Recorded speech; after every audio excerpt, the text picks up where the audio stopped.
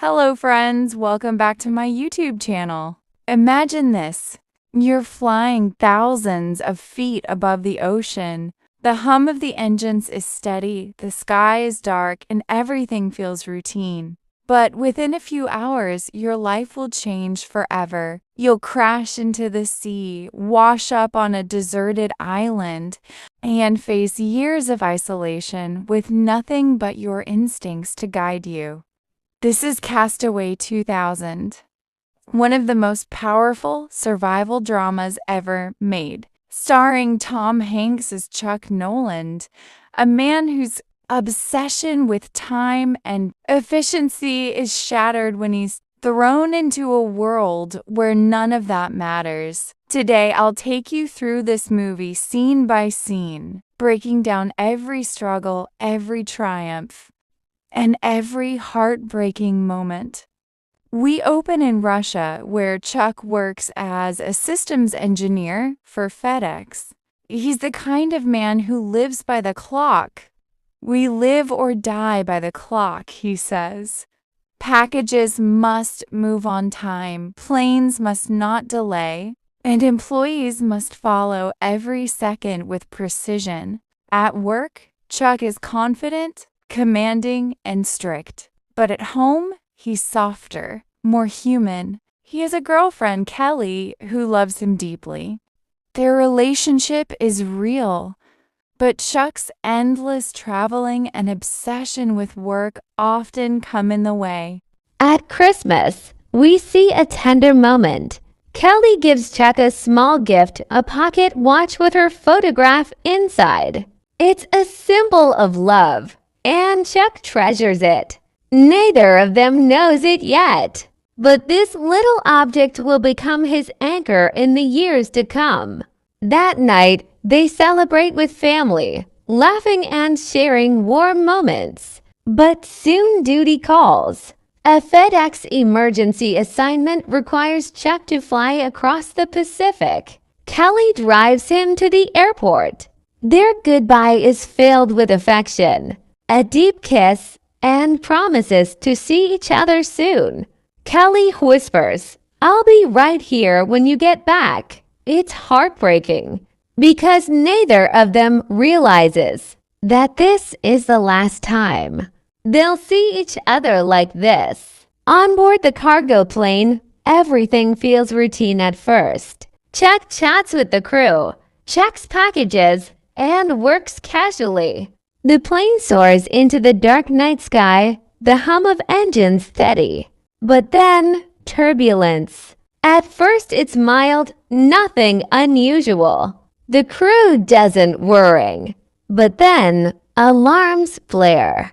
The storm outside grows violent. Lightning flashes. The plane shakes uncontrollably. Cargo shifts dangerously in the back. Chuck grips his seat, panic spreading as the cockpit struggles to regain control. And then, disaster. The engines fail. The lights flicker. The plane nosedives. Chuck scrambles for oxygen, his world spinning in chaos. The crash sequence is one of the most terrifying in film. Flames burst, metal tears apart, and the aircraft plunges into the ocean. Chuck is pulled into the raging storm, clinging to a yellow life raft. He fights the waves, gasps for air, and in the chaos, everything he knows is lost. His watch, his belongings, his sense of safety gone. When he finally surfaces again, dawn is breaking. The sea is calmer, but the wreckage is gone. Chuck is alive, but barely. He washes up on the shore of a deserted island. Exhausted, bruised, and in shock, he collapses on the sand. When he wakes, the reality hits him. No people, no buildings, no rescue in sight.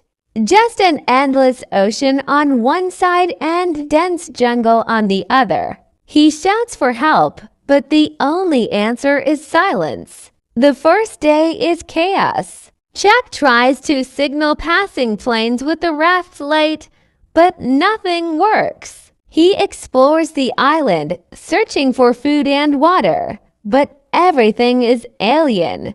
His first attempts at survival are clumsy. He injures himself trying to open a coconut. He drinks brackish water that makes him sick. He spends the first night terrified, cold, and hungry. Over the next days, packages from the FedEx crash begin washing ashore. At first, Chuck sees them as tools. He opens some shoes, videotapes, clothes, anything that could help. But one package, wrapped in golden angel wings, he refuses to open. He keeps it aside, treating it as something sacred.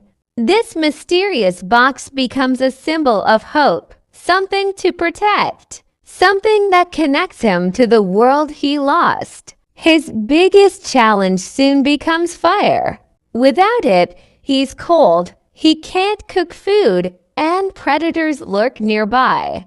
Chuck spends days trying to start a flame, cutting his hands, growing frustrated, even screaming into the sky. But finally, through persistence and pain, he sparks a fire. He dances around it, laughing like a madman, screaming, "Look what I have created."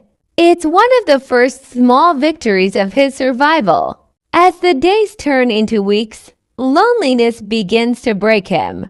In desperation, he paints a face on a volleyball that washed ashore, Wilson. What begins as a silly act becomes something vital. Wilson becomes his companion, his sounding board, his only friend. Chuck talks to Wilson, argues with him, even apologizes when he gets angry. It's heartbreaking, but it keeps him sane. Years pass. Chuck adapts. His hair grows long, his body becomes lean and hardened, his skills sharpen. He learns to fish with a spear, to collect rainwater, to climb cliffs. He creates a shelter and keeps track of time using marks on a cave wall. But even with survival mastered, his loneliness and longing for Kelly never fade. Every night, he looks at her photograph in the pocket watch, whispering to himself, dreaming of home. One day, a large piece of plastic washes ashore, part of a portable toilet door from the wreckage. Chuck realizes he can use it as a sail. It reignites his hope. He begins building a raft stronger than his previous attempts. It takes months, but finally, with Wilson tied securely, Chuck sets out to sea. The waves are brutal, and storms nearly kill him. At one point, he loses Wilson to the ocean. Chuck screams, crying desperately, "Wilson, I'm sorry," as the ball drifts away. It's devastating because for him, losing Wilson is like losing his only friend, his only piece of humanity. Eventually, Chuck drifts to calmer waters and is rescued by a passing cargo ship. After years, he finally returns to civilization. But coming back is not as simple as he imagined. Time has moved on without him. Kelly has married someone else and has a child. Their reunion is emotional, filled with tears and longing, but ultimately bittersweet.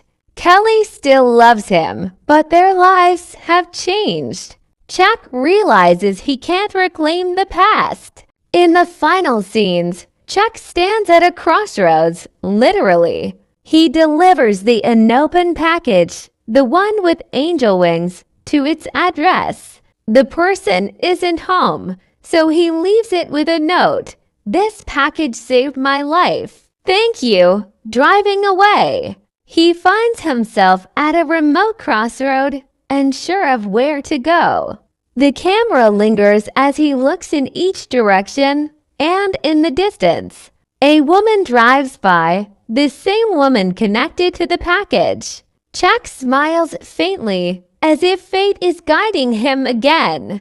The movie ends here, leaving us with the image of a man who lost everything, but gained perspective, standing on the edge of possibility. And that, friends, was Castaway 2000, a story of survival, loneliness, and resilience. Tom Hanks carried almost the entire film alone, delivering one of the greatest performances of his career. The movie reminds us how fragile life is, and yet how powerful the human spirit can be when faced with impossible odds. So tell me, friends, if you were stranded on a deserted island for years, what would you do first? Build a shelter, search for food, or just sit in shock like Chuck did? Let me know in the comments. And don't forget to like and subscribe for more movie explanations.